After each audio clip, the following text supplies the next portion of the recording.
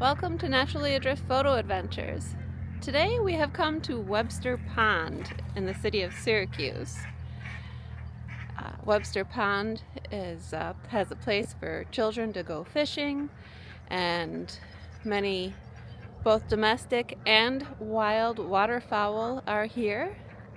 And if they come across wounded waterfowl, they do tend to their wounds and raise them up, and they teach people about good practices like feeding only like corn and lettuce to the birds and not bread, because bread can give the ducks angel wing or their future offspring angel wing, which makes it so that they're unable to fly and eventually leads to their death.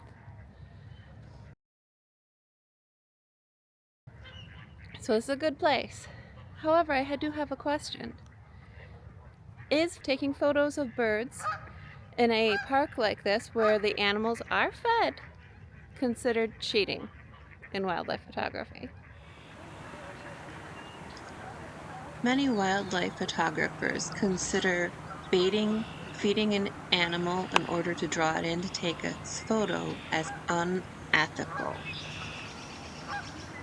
This situation is a little different. It's a public park where, in order to help the ducks survive, the people are encouraged to feed these animals, and they're encouraged to feed them specific items that are healthy for the animals. And they're not going to be killed here in the park, although it does habituate the ducks to people. Out on this log here is the largest painted turtle I have ever encountered. So it may be a little hard to see on this Osmo. Unfortunately, I forgot to switch the shoes off of my two lenses, so I don't have anything to use on my tripod because it's at home. But yeah, right about here there's a huge painted turtle with a smaller one right next to it. I just took a photo, so here it is.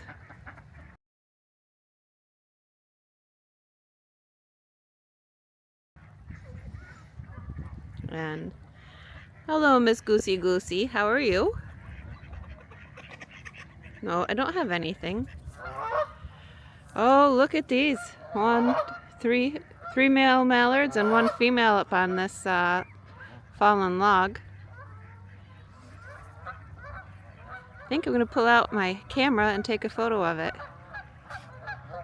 Now, feeding or baiting wild animals can cause them to get aggressive. Don't be fooled by their cute little faces. Animals can still bite and become pests when they associate people with food. They can become demanding and lazy, choosing not to hunt or forage when begging humans is easier. Then these aggressive behaviors can lead them to being euthanized in order to protect people. This is why baiting or feeding animals is usually considered unethical in wildlife photography. Now, coming to a park like this could be good practice if you've been cooped up all winter long and unable to get out and do much shooting, and you need to warm up your skills. Go out to the bird park. There's no shame in it. Go practice. If you've got lots of subjects, why not? Seriously. And there's actually not as many birds here today as I thought there would be. Although here at Webster Pond, they have mostly mallards, some domestics. Canada goose is like everywhere here.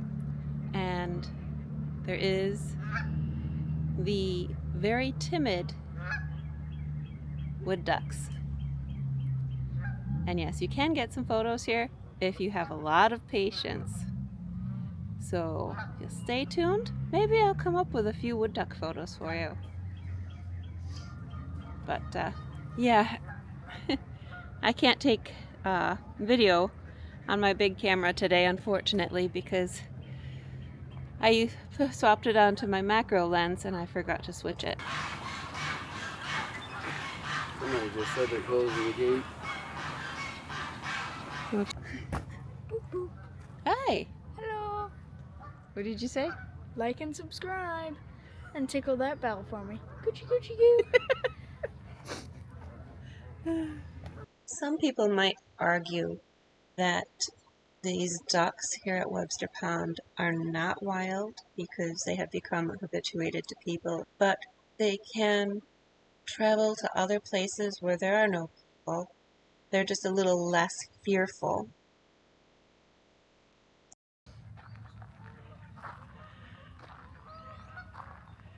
Oh, there is one wood duck out there. Let me get around this shed. Oh, hey, look, here come some strangers. Oh, no, he's out too far. I forgot to turn my mic on.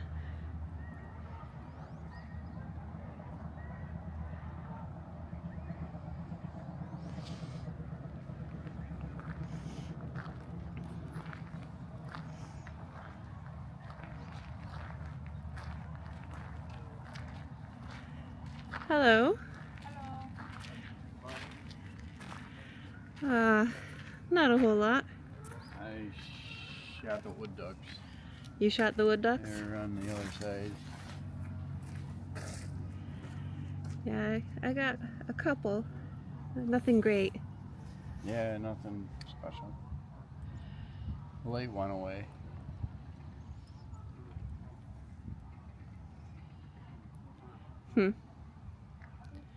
Well, maybe I'll show you his photos.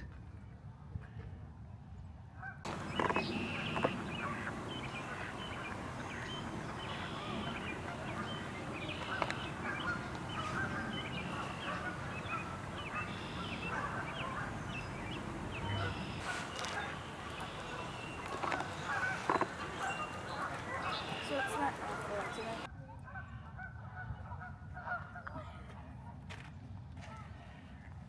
Have you been having fun?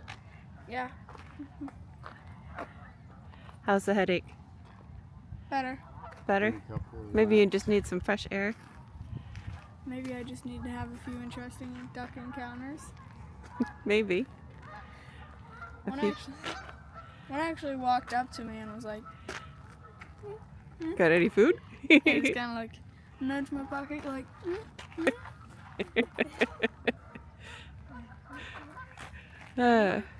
Yeah.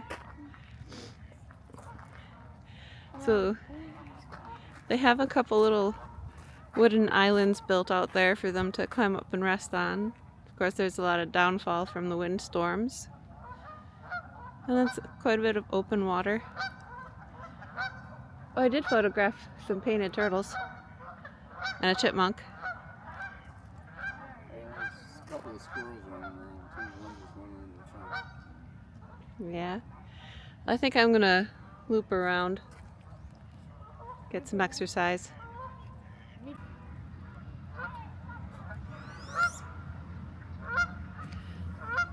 Right over here, there's a wood duck sitting on the root system preening.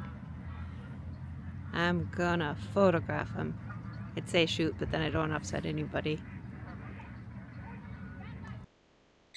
Does the amount of fear an animal has towards humans dictate whether or not they are wild? No, I don't think so. I think what determines whether they're wild or not is whether or not they've actually been raised by humans. Not that they've had zero interaction with them or are 100% afraid. Now there is a quieter side to Webster Pond, and this is what we're looking at. Out that way, there's 3 wood ducks.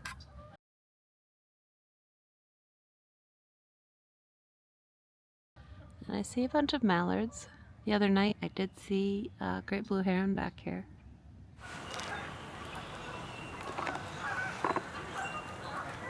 so it's not that direction where garbage gets to the other side. This is the section I kind of prefer. Feels more country. And the front side definitely makes you feel like you're in the city. One of the things that makes wildlife truly wild is freedom. And in these bird parks, wild birds are free to roam where they choose. They can stay, they can fly away. It's all up to them. So, by all means, go to your bird parks and have a blast. Photograph all the wild waterfowl you can. Well, sometimes patience does pay off. I sat here for quite a while, and the wood duck that was way out on the branches flew. I don't think the flight shots came out because my ISO was too low, and I cranked it, and then there was two others that were with him, and they came and swam out, and they kept coming closer and closer, and swam right out just in front of me and off to the side. I think I got some really good pictures of that pair, but I'll have to check on the computer first when I do my editing. Wood ducks are an extremely skittish species of duck. So, by Webster Pond, allowing these ducks to acclimate to having humans around, I think it's a good thing, makes it a lot easier to photograph them. Now, they are still very skittish, even at this park. You just gotta move slow and quiet and take your time, pick your spot, and wait for them. There is another pair just out here. I might wait just a couple more minutes, and then I think I'm gonna call it a night and go find the other two because I'm sure they're getting hungry. My husband puts in an awful long day for work, but it's supposed to rain tomorrow, and I wanted to film something this week. So please like, subscribe, tickle that bell, as my son says, and tell me, what do you think? Is this cheating when it comes to wildlife photography, or just a good warm up practice? And should we be sharing our warm up practices? Let me know. Bye for now. See you later.